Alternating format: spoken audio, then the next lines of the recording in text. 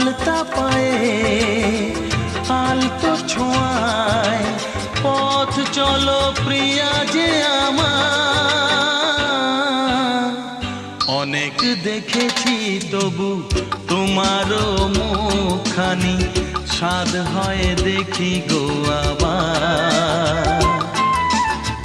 তোমার মতন এত অপরূপ সুন্দর কাউকে তো দেখিনি গো প্রিয়তমা, মনে রেখো